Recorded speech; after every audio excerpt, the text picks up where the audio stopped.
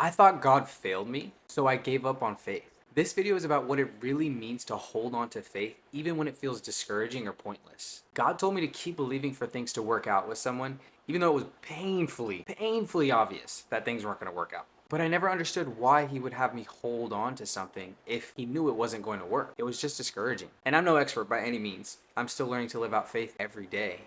But as I began to wrestle with the pain of feeling let down by God that led me to give up believing him for a wife, he began to show me why it was important for me to hold on to faith. So let's get it. It is about 175 degrees out here right now, so I am in a tank top for this video because I am sweating in my house. But this story is one that I haven't shared a lot anywhere. Maybe a few close friends know this, but there was a time where I was going out with this girl and I thought things were going great, and then all of a sudden she just was like, nah, I'm not feeling it. And I was like, okay, God, this feels really upsetting because I felt like you told me to go for it in the first place and I wasn't really trying to, but I felt like you said to go, so now my heart was in it. But then she ended things and I was like seeking God, and I said, okay, well, what now? What do you want me to do now? And I remember my heart like got so invested because I was praying over it before I actually did anything. And I remember just sitting crying with God, and he points me to John 11, which is the story of Lazarus. And in John 11:40, this verse has stuck with me for so long, for so many years. But in John 11:40, Martha and Mary, they're sad. They're like, Jesus, if you would have just come sooner, this relationship, this or my brother wouldn't be dead. It's like if you would have just come sooner. But Jesus comes and he sees them and he meets them with compassion. And he's like, didn't I tell you that if you would believe, you would see the glory of God? And that's what he told me. And I remember writing it down on a whiteboard. And I said, in the middle of what was hopeless, in the middle of what was lost, Jesus showed up. What seemed like the end was only the beginning, something along those lines. I remember writing it down, and it was so stirring. It stirred faith in me. It stirred faith in my heart. I was like, yes. I was like, this is it. I'm going to hold on to faith. I'm going to see the glory of God. He's going to turn the situation around. And I held on. She started dating somebody else. I still held on. For a little while, I don't remember how long. I've only a few people know this, but I literally would, I would tell people, I would joke with people, be like, bro, I literally have a girlfriend. Like, if anybody was like, oh, you should ask this girl or that girl, I was like, but in faith, I had that much faith. I was like, no, God's gonna turn it around. It's gonna work out with this girl. I was like, I literally have a girlfriend, even though I obviously didn't, and I just had faith for it.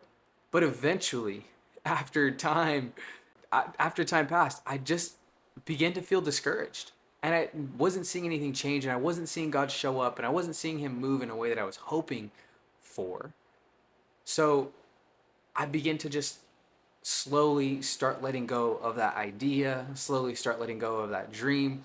And that verse, it like just went to the back of my mind, and I stopped thinking about it and I stopped living by it. I didn't really believe it anymore. And eventually I just fully gave up. My faith got weak and I fully gave up. And then once I did, this was where I realized that something was off. But as soon as I gave up faith, as soon as I stopped believing for her, I had no hope for anyone else. And then it led me to backslide into sin hard.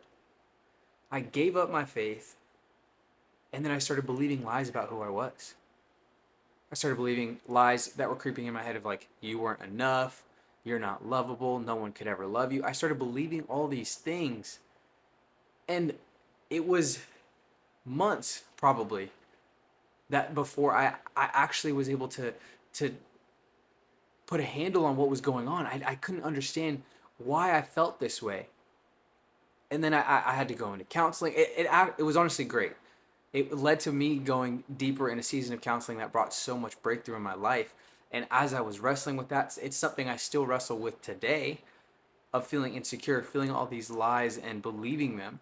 But as I began to dig deep, I found out what was actually going on, and God began to show me what was in my heart. He began to show me why he wanted me to hold on to faith. And I always thought that God told me to keep believing so that it would bring me back to him. It would keep me in prayer. It would keep me like hopeful, and it would keep me like, yes, God, like you're going to do it. It would just I always felt like it was he had me doing that to keep me at his feet, to keep me seeking him, and to keep me believing for something to happen. And I think that while I do think that that was true, I think he knew my heart and that I needed something to hope for. I think he knew that I needed to have faith for something in order to keep me in that posture. Because it's a posture. Faith isn't just like a ethereal thing. It's a posture. So he kept me in that posture of faith. And then once I let go, that's when my life began to kind of crumble a little bit. That's when I started backsliding into sin that I thought I was free from. And even probably about a month ago, as I'm processing this, I'm like thinking through this video and I'm talking it out loud. And I still was like, I don't understand why God told me to hold on. I don't see it. And as I'm talking, I literally am using this app, Otter AI. I talk all, if they're not a sponsor, but I if they ever want to, I start talking, I'm word vomiting, and I'm like, okay, this is what I'm like, this is what's going on, this is what's going on, blah blah blah blah. And I was like, I don't understand why, and I don't understand. And then all of a sudden, it came out of my mouth, and I was like, it's because faith is my defense. In Ephesians, when it talks about the armor of God, faith is our defense. Faith is our shield. It's a shield of faith. It's to extinguish every attack of the devil. It's if I give up, when I gave up my faith, I let my guard down. When I stopped believing, I became vulnerable to every attack of the devil. Every lie that tried to get me before, it was like, no, it's okay. Like, I believe, I have faith.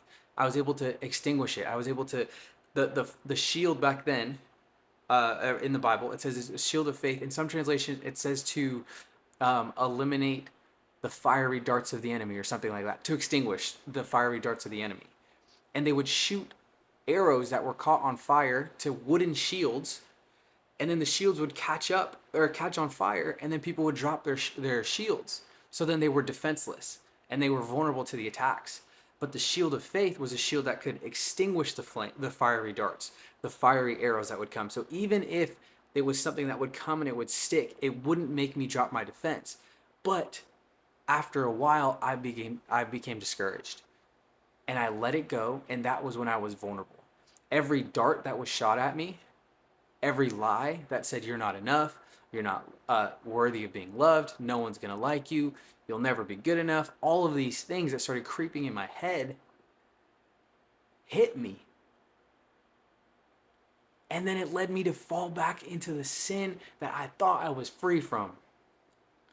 And I was really frustrated. But then God was calling me back into that faith. And even now he's calling me back into that posture of faith where it's like I'm not believing for a specific outcome, but I put my faith in Jesus. In Hebrews 11, it talks about Sarah. She didn't believe in the promise itself, but she believed in the one who promised. It's not putting your faith in an outcome, it's putting your faith in Jesus. And that's what I had to learn to do. And it took me a long time. It took me a year of processing. It took me a year of like going through counseling and working on this and realizing what it was bringing up to the surface, all these lies that I was believing about myself. So the reason that God tells us to hold on to faith is because it's our defense against the attacks of the devil. Every time you feel defenseless or you feel attacked, you could probably trace it back to some form of unbelief that you're letting lead your life. If you have faith and your money's tight, you're like, no, God's going to provide. I'm speaking for myself. I've had, even the last few months, I've had trouble believing that God's going to provide. And it's because I've been living in unbelief. But I'm called to pick up my shield. And I'm called to have faith again and say, no, God is the provider. He will take care of me. When I felt rejected and insecure and full of shame because of all those people, or because of my own internal things, but I was triggered by those people, I wasn't holding my shield of faith, and I started beginning to believe the lies that were spoken over me. The shield of faith is so much more than just like optimism. Faith is way more than optimism or wishful thinking. It's our only defense. It's our only defense against the attacks of the devil. It's the only defense against every lie, every shameful thought, everything that's not true about who you are, everything that's not true about who God is. Faith is what keeps us focused on Jesus and focused on truth. So when we're faced with a lie, we're able to say, no, that's not true. I know the truth.